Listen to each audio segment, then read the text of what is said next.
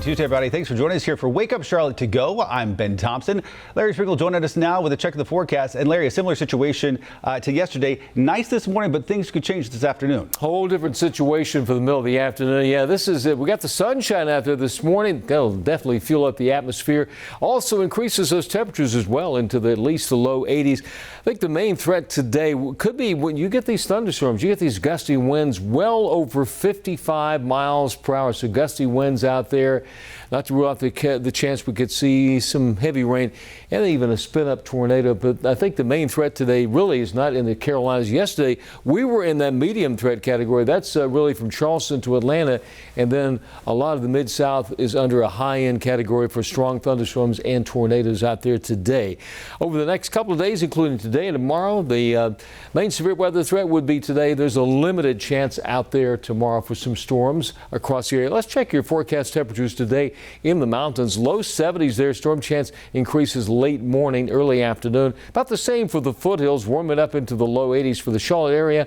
That holds off until probably after 3 o'clock. Between probably about 3 and 6, we could see some storms into the low and mid 80s. East of here, really warming up. Chesterfield, Rockingham, possibly into the upper 80s. Storm chance late afternoon into early evening in those areas. Check that 7-day forecast. We're in the low to mid 80s today. Slight chance of storms tomorrow. It's going to warm up into the low 80s, and then after the front gets through here, a big cool down on the way in the low 70s. That'll be on Thursday. Friday looking pretty nice.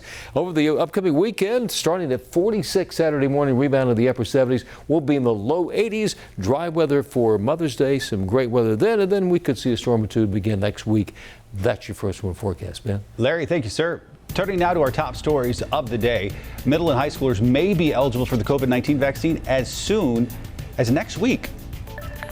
Good morning and happy Tuesday to you. I'm Billie Jean Shaw. The Pfizer COVID-19 vaccine could be approved for children as young as 12 years old as early as next week. The FDA is actually looking into clinical trials and deciding whether or not they will approve the vaccine for that age. If that should happen, that means that children could be fully vaccinated before returning to school in the fall. Today, the CMS Board of Education holding an emergency meeting to adjust the budget for next school year. They're going to discuss the $1.7 billion plan today, and then they're going to take that budget to the county commission. CMS is asking the county for more money to fund all sorts of things, including emotional support for students.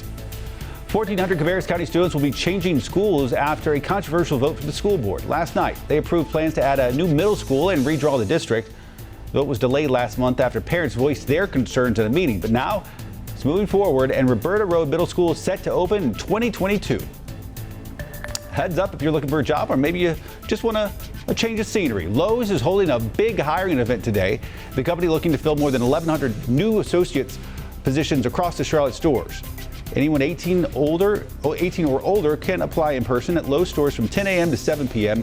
Some of the positions include cashiers, retail associates, stockers, drivers, supervisors, and more. Tonight, the Charlotte Knights will take the field for the first time since before the pandemic. They're going to play their season opener against the Gwinnett Stripers. First pitch set for 7:04. A limited number of fans will be allowed in the ballpark. Good Tuesday morning, everybody. The Federal Aviation Administration is warning travelers that they are seeing a dramatic uptick in people being rude and just straight up unruly on flights. When you take a look at these numbers, it is crazy to see the number of incidents they typically track every year and what they're tracking so far this year. About 100 to 150 on average every year. Already 1,300 since January of 2021. Now, we did have one incident that ended up going viral from right here in Charlotte. I'm sure you remember this video. It was from back in January. This woman ended up getting escorted off of the plane after flipping out on people and refusing to wear her face mask. Others have gotten into fistfights, arguments with flight attendants, and even kicked off of airlines completely. The FAA is saying that they're thinking there's a few different factors that are playing into this uptick in bad behavior. People are just sick of the mask rules, they're having too many drinks, or they're just stressed from travel. But the majority of people agree that there is just no excuse for this kind of thing. Josh says that you can't even fly without someone acting up now. And then another person is saying that people are just out of control. User hashtag WakeUpCLT. Let me know what your experience has been on a plane. Leave a comment below. But if you've been watching the show this morning, Ben and I agree that this is ridiculous. Get it together, folks. Come on. All right, Rachel, thanks. Time now to connect the dots. When we make the news make sense. The pandemic has changed a lot of things now, arguably some for the better, some for the worse, though. This morning, we're learning it could have a lasting impact on your kids' eyesight. Kids don't play outside as much as they used to, and that's having an unusual side effect. Their eyesight is getting worse. Let's connect the dots. Nearsightedness is on the rise in kids. That's when you can see close objects clearly, but things far away are fuzzy. It can be caused by genetics and the environment, but experts say it has increased so rapidly that genetics aren't playing as big a role. In the United States alone, nearsightedness has gone up from 25% of the population in the 1970s to 42%. What's causing the increase? Experts say it's actually because children are getting less natural light.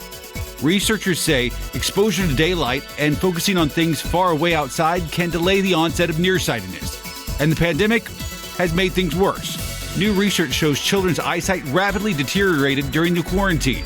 There's something you can do about it, though. Experts recommend a practice called 20-20-20. That's when you take regular breaks every 20 minutes to look at something 20 feet away for 20 seconds. And of course, more time outside can make a real difference. And that is Connecting the Dots. Be sure to join us every single weekday morning starting at 4:30 a.m.